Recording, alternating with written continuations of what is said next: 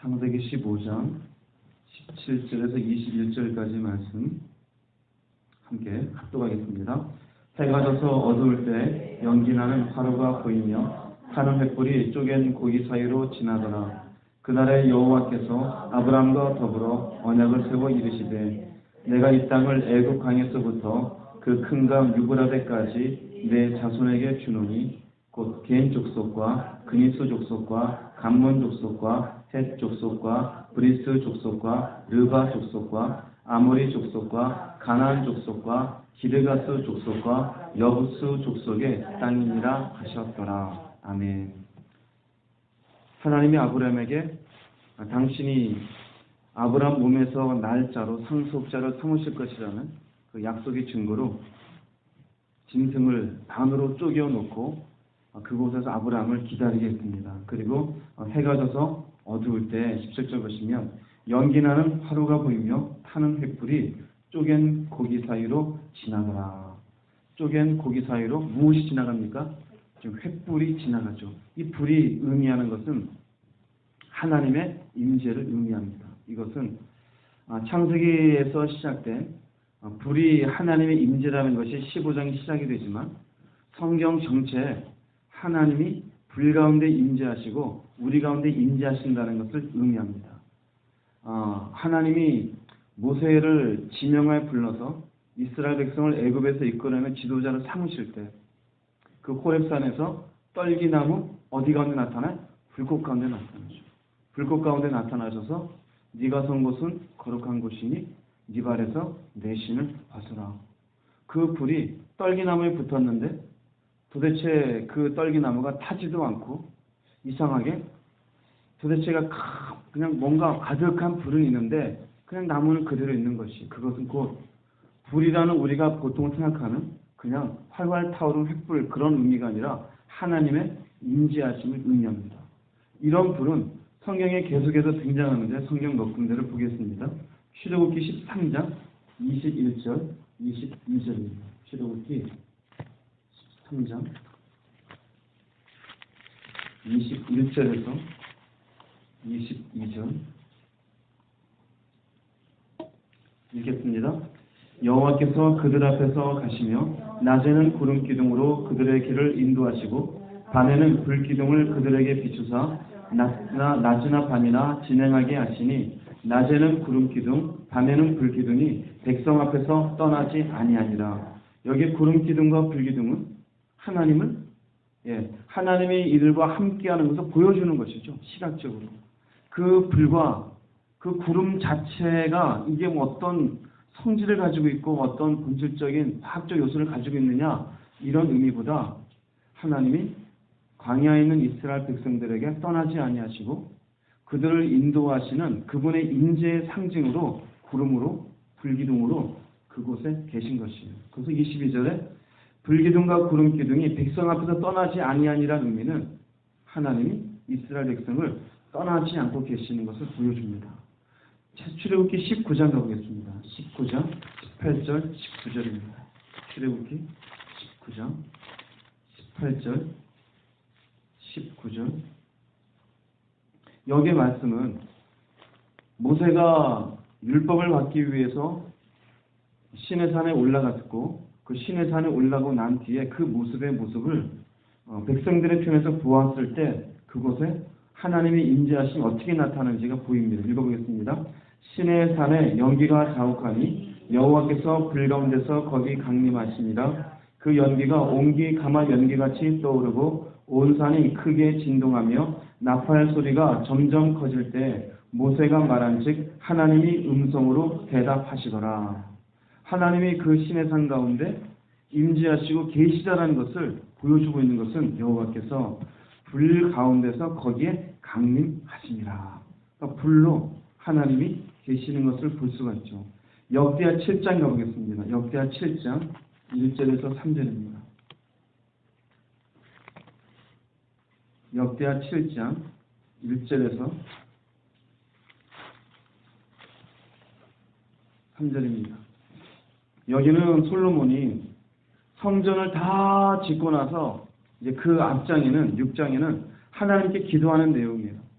기도를 하고 마치게 되어지자 기도에 대한 응답으로 하나님이 솔로몬이 다 지었던 성전에 어떤 모습으로 임하는지가 나옵니다.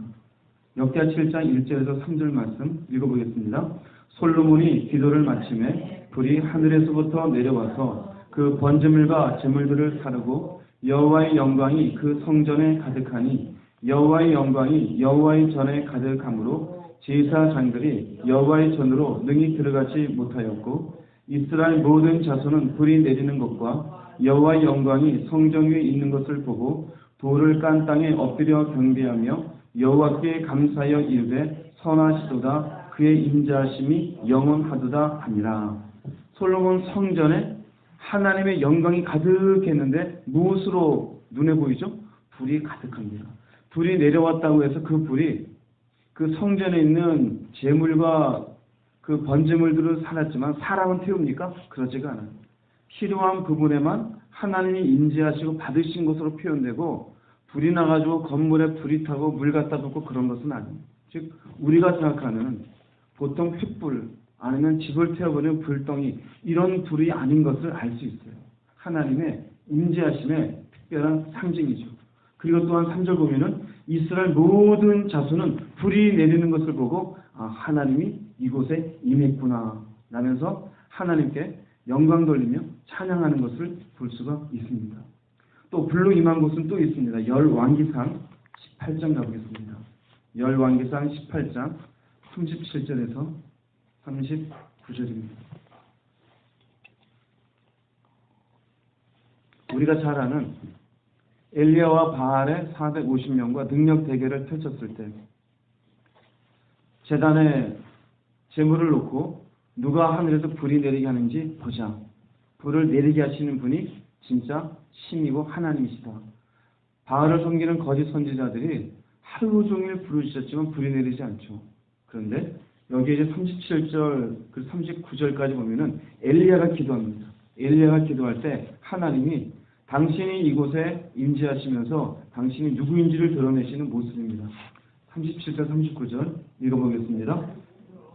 열왕기상 18장 읽겠습니다. 여호와여 내게 응답하옵소서 내게 응답하옵소서 이 백성에게 주 여호와는 하나님이신 것과 주는 그들의 마음을 되돌이키심을 알게 하옵소서 하매 이에 여호와의 불이 내려서 번제물과 나무와 돌과 흙을 태우고 또 도랑의 물을 핥은지라 모든 백성이 보고 엎드려 말하되 여호와 그는 하나님이시로다 여호와 그는 하나님이시로다 하니 하나님이심을 보게 되어지는데 그 보게 되는 그 상징적인 대상이 불이죠. 불이 그곳에 임하게 되어져서 번제물과 나무와 돌과 흙을 태워버렸다라고 표현합니다. 하나님이 이곳에 계시는구나. 그래서 여호와가 하나님인지 바알이 하나님인지도 몰랐던 이스라엘 백성들이 여호와 당신은 하나님이십니다. 그분의 임재하심을 불로 보고 인정하게 되어집니다. 자, 구약에서는 이렇게 구체적으로 우리의 눈에 보이게 불이 임했어요. 근데 신약이 오면서는 표현이 조금 달라집니다. 신약에서는 어떻게 이 불은 우리가 말하는 물리적인 불이 아니라 그랬습니다. 하나님의 임재예요. 신약의 불이라는 용어가 처음 나오는데 그 불의 용어는 세례 요한의 입에서 나옵니다. 마태복음 3장 11절이라고 했습니다. 마태복음 3장 11절 말씀 읽겠습니다. 나는 너희로 회개하게 하기 위하여 물로 세례를 베풀거니와 내 뒤에 오시는 이는 나보다 능력이 많으시니 나는 그의 신을 들기도 감당하지 못하겠노라. 그는 성령과 불로 너희에게 세례를 베푸실 것이요. 불이 나옵니다. 이 불이 우리가 생각하는 횃불이나 성냥불이나 촛불이나 그런 물리적인 불이라면 이 불 받으니 다 태워지게요. 그렇죠? 불로 분명히 성령과 불로 무엇을 주리라? 성령을 주리라 그러죠. 요한의 입에서 처음 나와요. 나중에 예수님이 승천하실 때 이 말을 그대로 무엇이라 표현하느냐? 사도행전 1장 5절 가보겠습니다. 사도행전 1장 5절입니다. 사도행전 1장 5절 말씀 읽겠습니다. 요한은 물로 세례를 베풀었으나 너희는 몇 날이 못되어 성령으로 세례를 받으리라 하셨느니라. 성령으로 세례를 받는데 이것이 요한했던 말이죠. 나는 지금 물로 세례를 받지만 성령과 불로 세례를 받으리라. 예수님이 다시 요한의 말을 다시 재차 언급하시면서 한 가지를 농축을 해놨어요. 성령으로 세례를 받으리라. 성령이 오시면 도대체 그것이 무엇이냐? 1장 8절이에요. 1장 8절 말씀 읽어보겠습니다. 오직 성령이 너에게 임하시면 너희가 권능을 받고 예루살렘과 온 유대와 사마리아 땅끝까지 이르러 내 증인이 되리라 하시니라. 성령이 임하면 우리에게 무엇이 생겨요? 권능이 생겨요. 그럼 성령이 임한 건 이미 우리 속에 무엇이 들어온 걸까요? 불로 임한 겁니다. 불이. 그래서 이 불이 임한 것에 대한 눈에 보이는 증거가 사도행전 2장 가볼게요. 사도행전 2장 2절에서부터 4절까지 읽어보겠습니다. 호련히 하늘로부터 극하고 강한 바람 같은 소리가 있어 그들이 앉은 온 집에 가득하며 마치 불의 혀처럼 갈라지는 것들이 그들에게 보여 각 사람 위에 하나씩 임하여 있더니 그들이 다 성령의 충만함을 받고 성령이 말하게 하심을 따라 다른 언어들로 말하기를 시작하니라. 눈에 보인 것은 바람같이 그리고 불의 혀같이 갈라지는 것이 있었어요. 근데 그 불이 이들이 모여있는 집을 다 태워버립니까? 그렇지 않아요. 이 불은 그들의 심령이 임합니다. 그것을 성경은 4절에서 뭐라고 표현하느냐? 충만함이라고 표현해요. 그래서 우리 속에 성령의 충만함이 들어오면은 내 안이 불이 들어온 것처럼 어떻게 돼요? 뜨거워져요. 하나님을 향한 뜨거운 마음이 생겨요.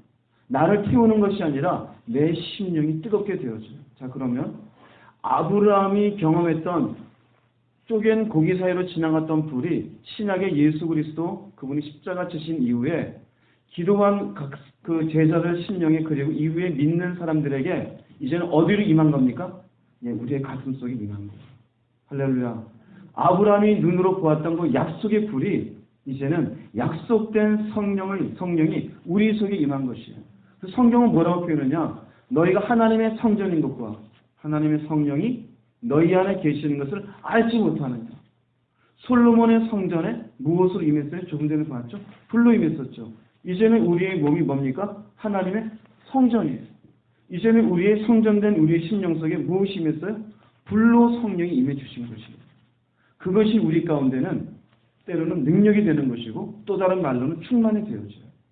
하나님의 은혜가 우리 속에 충만하게 되어질 때는 죄에 대한 생각이 나요, 안 나요? 안 나죠. 불이 쪼갠 고기 사이로 지나가면서 그 고기들을 다 태웠던 것처럼 우리 속에 있는 죄의 생각이 사라지게 되어져요. 하나님의 은혜가 내 속에 뜨거울 때 미움이 사라지게 되어져요. 삶의 걱정이 사라지게 되어져요. 원망도 사라지게 되어져요. 불평도 사라지게 되어져요. 미래에 대한 근심도 사라지게 되어져요. 희한해요.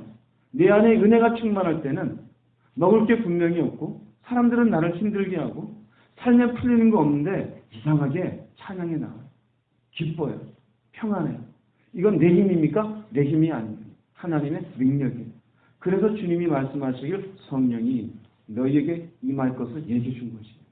즉 우리의 신앙생활은 내 힘으로 사는 것이 아니에요. 하나님의 능력으로 사는 것이에요. 아브라함에게 쪼갠 고기 사이로 불로 지나가는 의미는 연약한 아브라함을 믿음으로 붙잡아주는 하나님의 약속의 행위입니다. 우리에게도 마찬가지예요. 우리가 얼마나 연약합니까? 우리가 얼마나 변질되기 쉬운 인생입니까? 이런 인생에게 하나님은 당신의 약속해 주셨던 성령의 능력을 통해서 성령의 충만을 통해서 우리가 새로운 인간으로 살아갈 수 있도록 붙잡아 주시고 이끌어 주십니다. 내 힘으로 결단코 신앙생활하는 게 아니에요. 내 잘난 생각을 이해가 되니까 믿음의 길을 가는 것이 아니에요.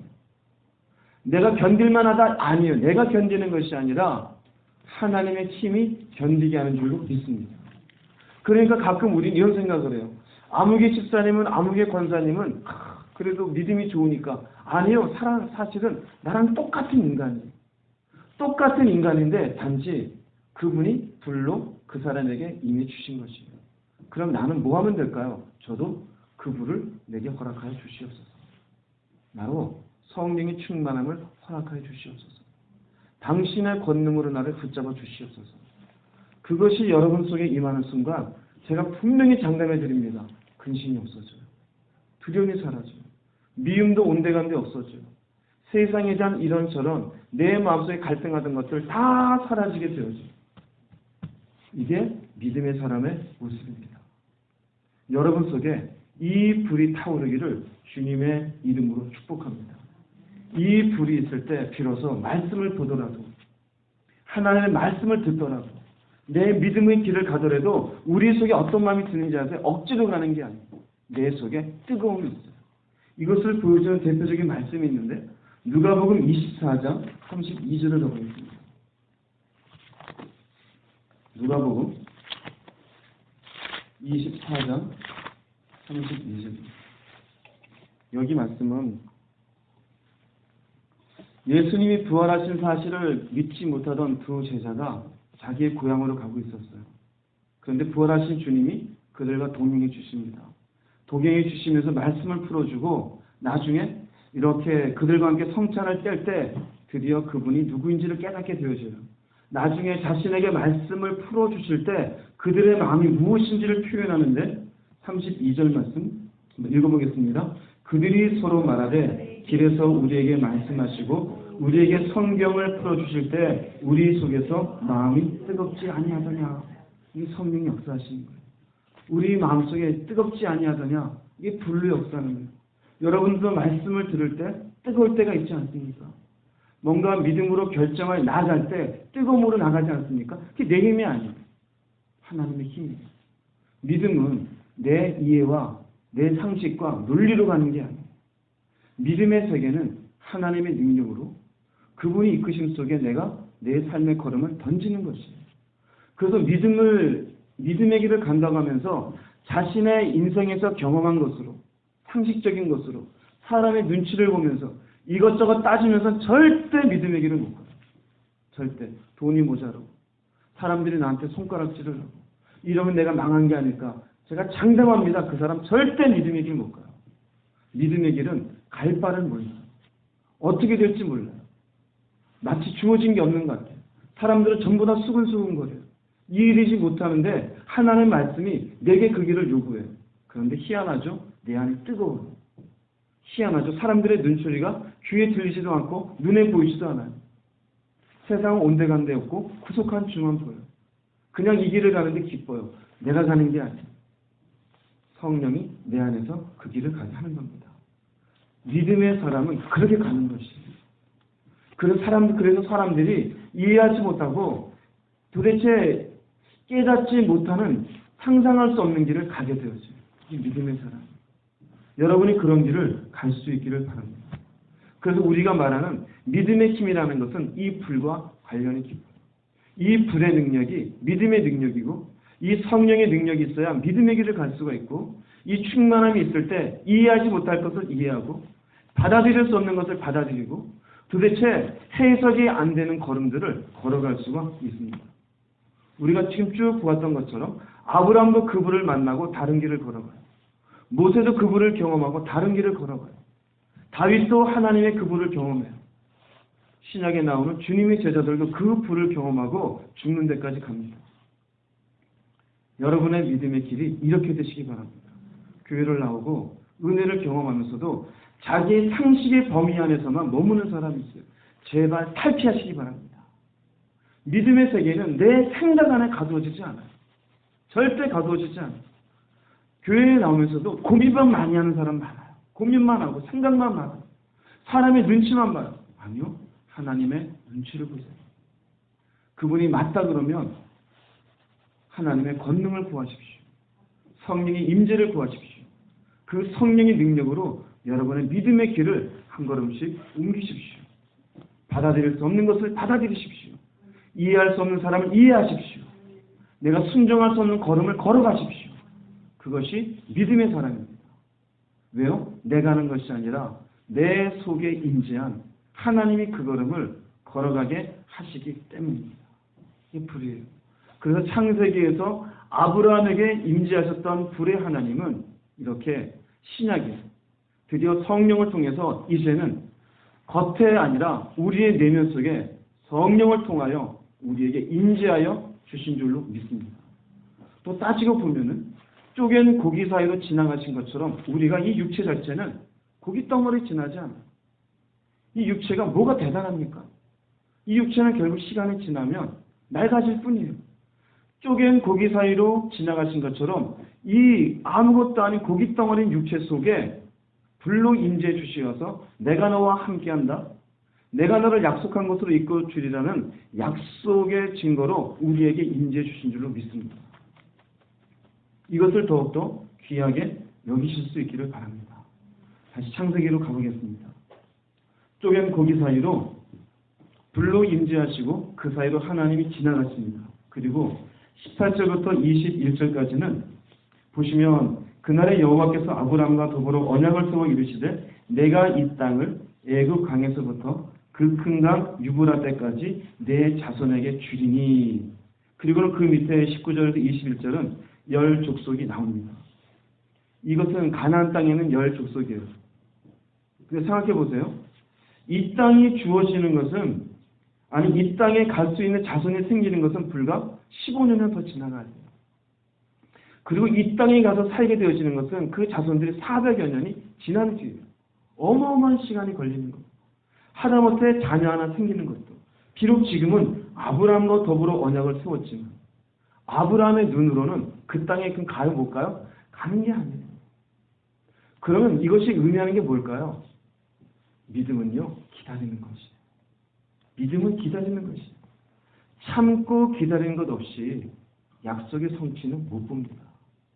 어제 제가 말씀드렸잖아요. 인간은 이것이 가능하냐 불가능하냐를 따지지만 하나님은 그것을 따지는 것이 아니라 약속의 성취를 바라보십니다. 마침내 이 약속을 하나님 성취해요? 성취하지 않으셔요? 성취하시잖아요. 이스라엘 백성들을 이끌어내 가나안 땅 들어가게 하시잖아요. 우리에게 하나님이 약속하시는 것들이 있어요. 그 약속이 성취되기 위해서 우리 입장에서는 뭐를 해야 되는지 아십니까? 기다려야 돼요. 그 기다린다는 게 쉬울까요? 쉽지 않죠. 이 기다림 속에는 눈물도 있어요. 외로움도 있어요. 아픔도 있어요. 도대체 언제 성취되는 것입니까? 언제 이루어지는 것입니까? 그것을 견디는 힘을 달라고 기도하는 게 믿음의 사람이에요. 우린 자꾸 답을 원해요. 이제 예수 믿었으니까 만사형통해야 되는 거 아닙니까? 이제 내가 열심히 기도하니까 당장 기적을 일으켜줘야 되는 거 아닙니까? 아니요. 그렇지 않아요. 기다림이 없이 약속의 성취는 볼 수가 없습니다. 당장 아브라함이 이삭 하나 없는데도 이 약속의 말씀을 기가 막힌 은혜를 경험했어도 15년이 더 걸려요. 다윗이 17살에 왕이 될 것이라 기름 부음을 사무엘에게 받았는데 금방 기름 부어지고 왕이 됩니까? 아니에요. 오히려 진짜 기구한 인생의 시간을 봅니다. 도망자의 신세로 무려 10여 년이 지난 뒤에 왕이 되어집니다. 베드로도 예수님 따라다녔다가 금방 막 불 펄펄펄 날아다니는 제자가 됩니까? 그렇지가 않아요. 바울도 예수님을 만났다고 만나자마자 막 기가 막힌 사도가 되어졌습니까? 그렇지가 않아요. 바울도요 거의 17년을 기다려서 복음을 전하기 시작합니다. 가깝게는 보면 우리 개인의 인생 속에 하나님의 각각의 약속이 있어요. 제가 주님의 인도하심 속에 이렇게 했습니다. 아니면 이 어려움 속에 어떻게 하나님이 인도해 주실까요? 기다리십시오. 우린 자꾸 답을 구해요. 답이 없어요. 참고 기다림 속에 하나님의 일하시는 때가 있는 줄로 깨달으시기 바랍니다. 또한 우리의 70에 80의 인생 속에 우리가 받은 구체적인 믿음의 약속은 구원이에요. 그 구원이라는 것이 마침내 이루어져 우리에게 영원한 생명이 주어진 그때까지 참고 견디십시오. 가난할 때도 있습니다.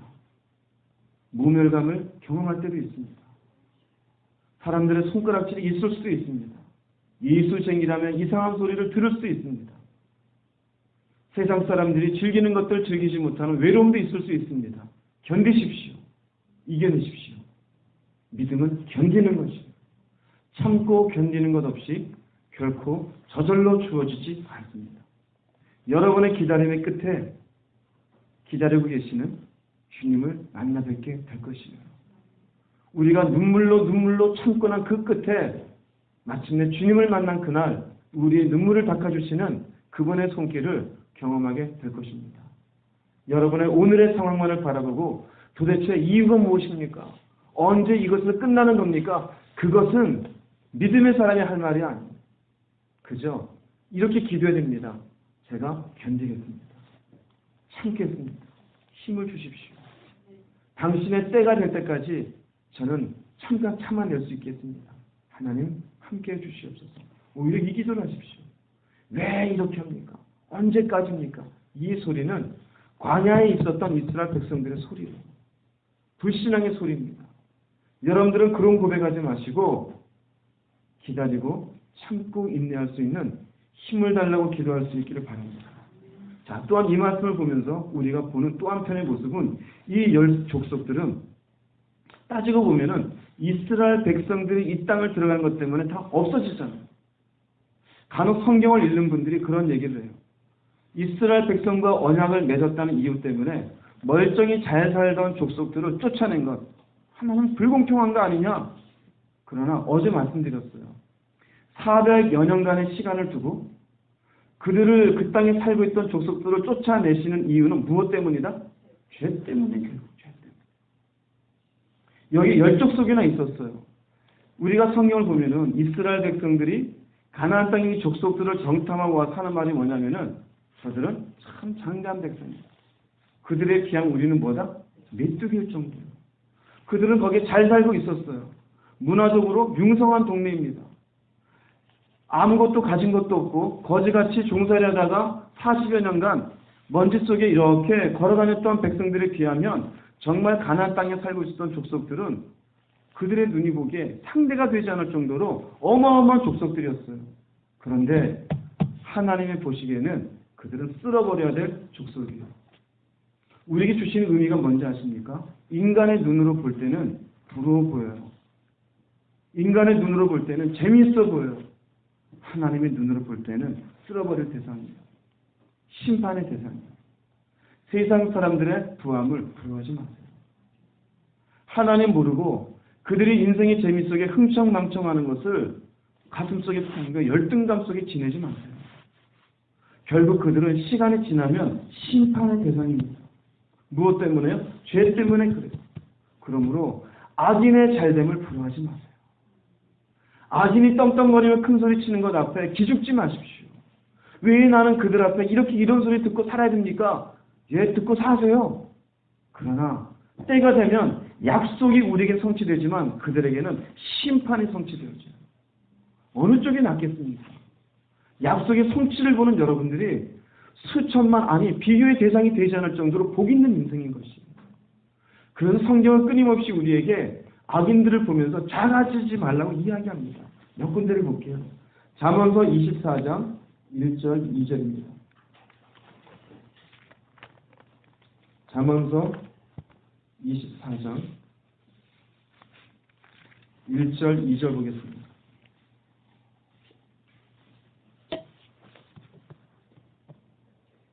읽어보겠습니다. 너는 악인의 경통함을 부러워하지 말며 그와 함께 입지려고 하지도 말지어다. 그들의 마음은 강포를 품고 그들의 입술은 재앙을 말함이니라. 예, 그들은 결국 재앙을 준비하고 있는 존재예요. 그 뒤편 24장 19절 20절 가보겠습니다.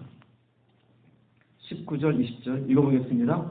너는 행한 자들로 말미암아 분을 품지 말며 악인의 형통함을 부러워하지 말라. 대저 행악자는 장래가 없겠고 악인의 등불은 꺼지리라. 지금은 환한 것 같아요. 지금은 재미있게 사는 것 같아요. 행복을 누리고 있는 것 같아요. 제가 부탁합니다. 부러워하지 마세요. 여러분 속에 있는 믿음이 더 소중한 하나님 앞에 받은 복임을 꼭 기억하십시오. 우리가 아브라함을 볼 때, 그리고 이스라엘 백성을 볼 때 그들은 가나안 땅을 보면서 부러워해요. 아니 어쩌면 소돔과 고모라를 보면서도 참 좋겠다, 잘 살아서. 그럴 수도 있어요. 그러나 소돔과 고모라도 심판으로 없어졌어요. 가나안에 살고 있었던 창세기 15장에 등장한 이 열 족속도 결국은 하나님의 심판 가운데 사라져요. 이유는 한 가지입니다. 죄가 넘쳐났기 때문입니다. 반대로 우리가 하나님 안에서 은혜 안에 죄를 멀리하며 믿음의 길을 걸어가요. 이 믿음의 길을 걸어가는 것 때문에 우리의 주변에 힘이 들고 어려울 수는 있겠지만 오히려 이 믿음으로 살아가는 것 하나님 앞에 감사하십시오.